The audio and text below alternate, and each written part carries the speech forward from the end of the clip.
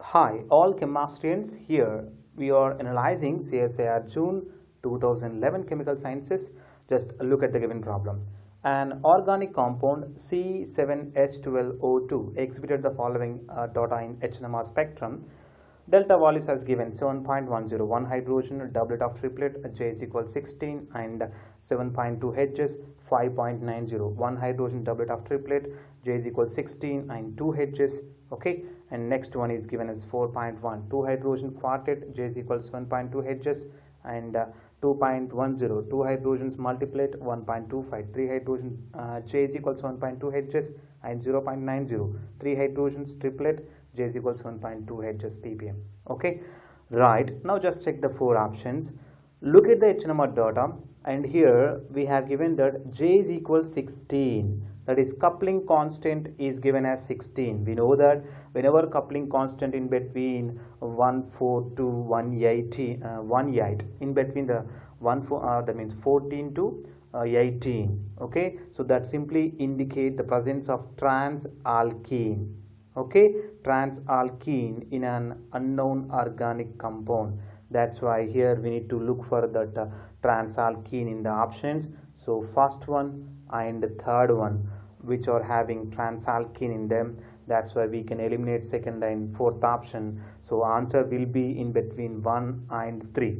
Okay, right, now just look at HNMR data again, and if you look at it, we have 7.10 and 5.90. We know that in general 7.10 is delta values of benzene, that means simply benzene protons or benzene hydrogens, right? So benzene hydrogens will in the range between 7 to 8 or 8.5. okay, so here we have 7.10, but in the options there is no benzene ring, right? So that simply indicates that the HNMR active hydrogen must be connected with more electronegative group. Okay, that means electron withdrawing group, then only that carbon or HNMR active hydrogen on that carbon should exhibit 7.10, that is a highly de-shielded value. Okay, right, by just observing that, if you look at first and third one, in the first we have alpha beta unsaturated ester, whereas in the third one, so we have double bond connected with direct more electronegative oxygen, right? And if you look at the first one, alpha beta unsaturation, that is the double bonded electrons move here, and the carbonyl double bond goes on to oxygen. In that case, so here on this carbon, electron density decreases. Okay, that's why highly de-shielded, so it shows 7.10. We know that for simple alkenes, simple alkene protons, the HNMR data in the range between 5.5 to 6.5. okay, so that's why here due to the high shielding, that means electrons or alpha beta unsaturated electrons are just moving or getting resonance stabilization by the carbonyl oxygen. Okay, so that's why electron density decreased here and highly de-shielded, that's why it is showing 7.10. okay, so it confirms that first structure is the correct answer for a given problem. And if you look at the third one, here oxygen having a lone pair of electrons, and those lone pair of electrons move here, and at the same time so in that case a double bond goes here, that's why here the 7.10 is not applicable on the third structure. So first structure is simply the correct answer for the given problem. Okay, yeah, and next one, in BBD C13 NMR, the number of signals appearing for the bicyclooctane. Okay, so just observe A, B, C here, and just remember that whenever we are going to find number of signals in HNMR or in C13 NMR, first thing is we need to look at the number of equivalent active protons or active carbons here. Okay, here we have taken C13 NMR, that's why we need to look for the chemically equivalent carbons on the each and every structure.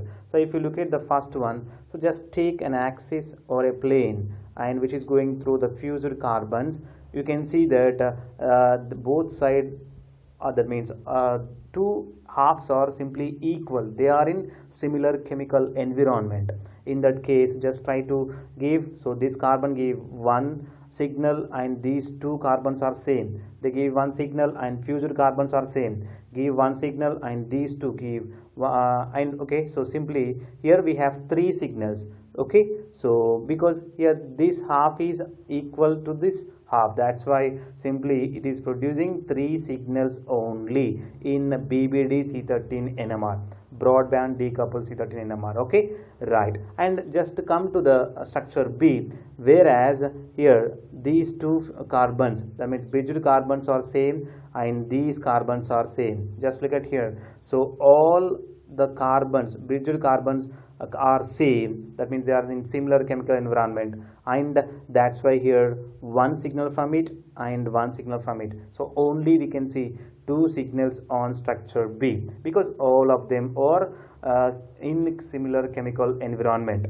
I now just go to the third one, whereas here this carbon give one signal and these two are same, that's why give one signal, and here the bridged carbons are same, that's why they give one signal, and here this carbon give one signal and these two carbons are in similar chemical environment, that's why they give one signal. So total 5 signals are observed. Okay, the prime point is one should look at the chemically equivalent NMR active nuclei. Okay, so that is a key point here to find number of signals. So the first one is showing 3, second one is 2, and third one is 5. Next question, the major compound X formed in the following reaction exhibited a strong absorption at V maximum 1765 in IR. The structure is, so first thing is PCC, pyridinium chlorochromate, in dichloromethane, DCM. Simply the primary alcohol is oxidized when we that means in the competition with the secondary alcohol. You can see, so the mechanism here, and simply it produces aldehyde. Okay, and aldehyde, on aldehyde hydroxy group, secondary hydroxy group attacks, and here is a formation of 5-membered ring, that means 5-membered ester. And just look at here, the ring, 5-membered ring ester show high value, high absorption value, that is nearly 1765. We have seen so many problems on this. Okay, so just check it. And next one, the correct order of acidity here. So the first one, whenever one acidic proton, that means acidic hydrogen, just if it cleaves as proton, then here is a formation of a negative charge with CF3. Okay, just write down another group CF3 there. So if you look at it here, we have 2 double bonds and 1 negative charge, so total 6 electrons, and making plenarity with delocalization, that's why it is fulfilling all the aromatic rules, that's why it is aromatic in nature, and it is stablest one. Okay, so whenever the compound is aromatic in nature, it is more stable. Now just look at the second one, by just losing proton. Okay, and here is a formation of a ring anion, that means a double bond is delocalizing with that negative charge, so total 4 electrons are involving in this delocalization with the planar form. So whenever foreign systems are observed with delocalization, that's simply called as anti-aromatic. Okay, and we know that anti-aromatic is least stable, right? And just look at that third one, where after losing hydrogen as proton, and here you can see 6 electrons are involving with the delocalization with plenarity, and it is also fulfilling all the aromatic rules or aromatic requirements. That's why it is aromatic in nature, and it is somewhat stable when we compare with anti compound here. Okay, right, and anti-aromatic here. Okay, now just look at here, first one, A is more stable than C, and C is more stable than B. So just look at here, first A and C both are aromatic. Why A is more stable? That is just because here the carbons are connected with trifluoromethyl group, which are more electronegative groups. Okay, that means they drag electrons towards them, That's why the negative charge is simply revolve around that means delocalize around those double bonds, and it will be more stable. Okay, and here we know that methyl groups are mild electron donating groups, and here it is ready to give, that means they are simply giving electrons towards the ring. That's why it is that leads to some less stabilization when we compared with the first structure. Okay, next on the major product EX is, just observe citronellol is given with reacting with sodium methoxide and ester under heating conditions. We need to find EX. So simply the first step is here the reaction is noble angle reaction. Okay, so base can abstract proton from that ion which is going to attack on aldehyde. Okay, further loss of water takes place here. Okay, loss of water and followed by in type of reaction you can observe here, and that leads to final product. So whenever we convert the chair conformation into planar form, you can see the relations between the different groups. Okay, just observe it. And next one, the major product formed in the reaction of S1, 4-butane triol with 3-pentanone in presence of a catalytic amount of paratoluene sulfonic acid. 75 question. Okay, just observe it. And first thing we need to draw the structure of that given S1, 4-butane triol, and here we have a chiral carbon, and just try to give RS notation, just give the priorities of groups on it, and we can get S for it. Okay, so 1, 2, 4 butane triol, S1, 2, 4 butane triol reacting with pentanone. Okay, in presence of paratoluene sulfonic acid, and it results the final product here, because simply we know that whenever we have given with ketones to protect the alcohols, okay, here 1, 2 and 1, 3 diols, and ketones prefer 1, 2 diols. Just remember this point. Okay, right, whenever we have given with aldehydes, they prefer 1, 3 diols to protect. Okay, so just remember that point. Now next question, the major product formed in the following transformation is, just observe the reaction here, we need to find the correct one. Now just look at 76th answer here. So we have given with Grignard reagent methyl magnesium chloride in presence of cuprous chloride. Okay, so simply here we have given it CuCl. Whenever presence of CuCl, Grignard reagent is going to attack on alpha beta carbon of alpha beta unsaturated ketone. Just keep this point in your mind, because copper makes a, that means it makes interaction with lone pair of electrons and oxygen in that case. So before going to attack by that Grignard reagent, the double bonded electrons of that carbonyl group goes onto oxygen. In that case the alpha beta unsaturated double bond ready to give electrons to compensate the positive charge on this carbonyl carbon. In that case the beta carbon is more electron, that means the electron density is very less here. That's why the carbene ion, so CH3 minus is ready to attack on beta carbon. Okay, just remember that in general Grignard reagent always attack at carbonyl carbon. Okay, and Gilman's reagent attack at beta carbon of alpha beta unsaturated carbonyl substrate. But in the presence of chelating metals or chelating groups are present, chelating species are present, in that case the Grignard reagent also attack from that beta carbon of alpha beta unsaturated substrates. Okay, keep that point in your mind, and just remember that whenever we have given with the normal bond on the branches, and if it is going through the stereoselective products, then the normal bonds always should be taken above the plane. That's why here pH is taken above the plane, and in that case the methyl group should attack from the back side end to relieve from the steric repulsions, and then just follow the arrows and we can get the final product. Okay, so here we know that phenyl group is more bulkier than methyl group. That's why the attack should be from back side end, and here so these two groups are back side and phenyl group is above the plane. Next, 77th question. The major product formed in the following transformation is, just observe the substrate and reagent here N-bromosuccinamide and potassium tertiary butaxide, and just look at 77 here.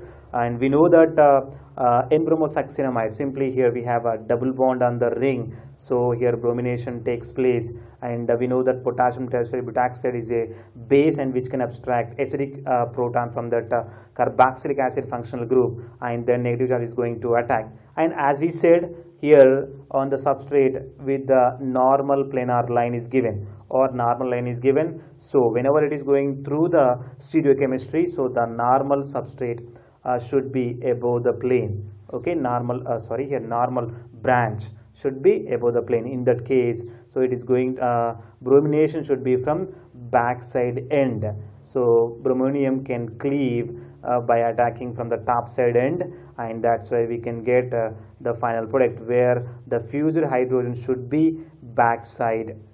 Okay, so just observe it, and here is the loss of HBr, and we can get the final product.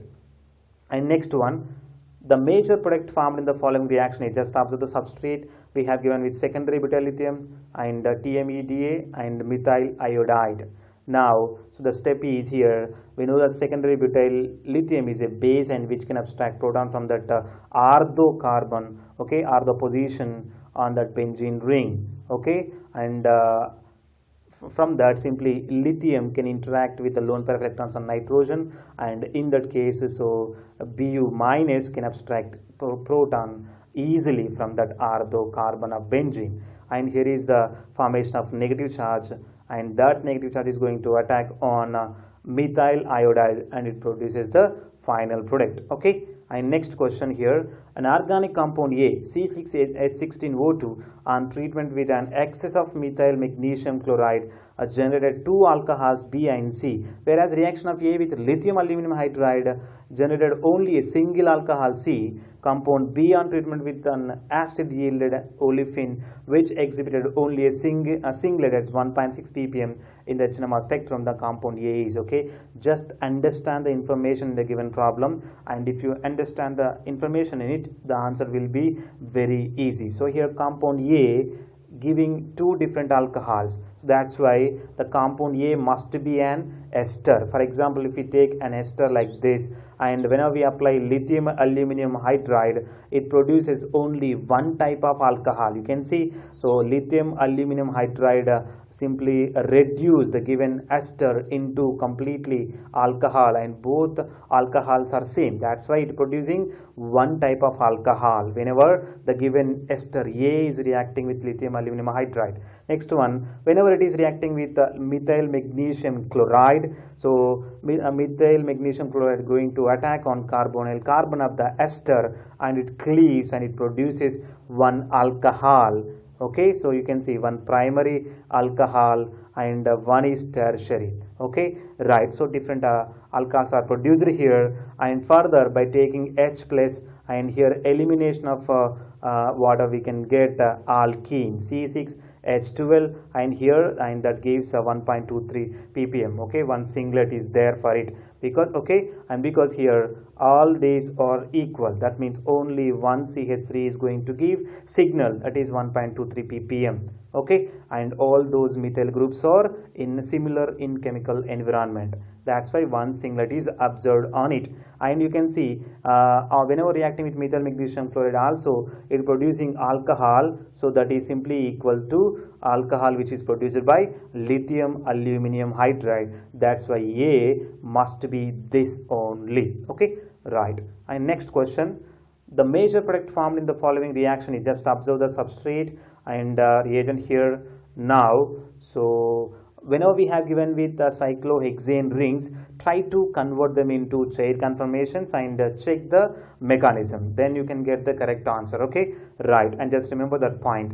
Now here PHS minus is going to attack on it, and here on fused carbons, so methyl and hydrogen are trans to each other, that's why here trans decalene with epoxide which is above the plane, that's why we can show epoxide is above onto the chair conformation. In that case, the best attack position from that nucleophile is from axial position. Okay, right, and in that case, so hydroxy group and this PHS must be anti to each other. Okay, in that case, whenever we convert it into planar form, you can see trans A, that means at 1, 2 position OH and SPH are trans to each other, that means axial, that's why they must be trans to each other on the planar form. Okay, and this is the final product we can observe. Next question, the major product formed in the reaction of glucose with benzaldehyde and paratoluene sulfonic acid is. So just look at the 18th question. We have given with benzaldehyde. So simply benzaldehyde is going to protect the diols here on the given substrate. As we said, here we have given with aldehyde. So aldehyde is going to protect 1, 3 diols. Okay, right, that's why if you look at the given substrate, so 1, 3 diols are observed here, and that's why it is protected, and that will be the final product. Okay, right. And next one, the major product formed in the nitration of uridine followed by reduction with tin and HCl is. So just look at 19th question, 119 question, whereas nitration takes place on this carbon, and after nitration tin HCl reduction of that NO2 takes place, and we can get the final product. Just observe it. Okay, right. Thank you very much.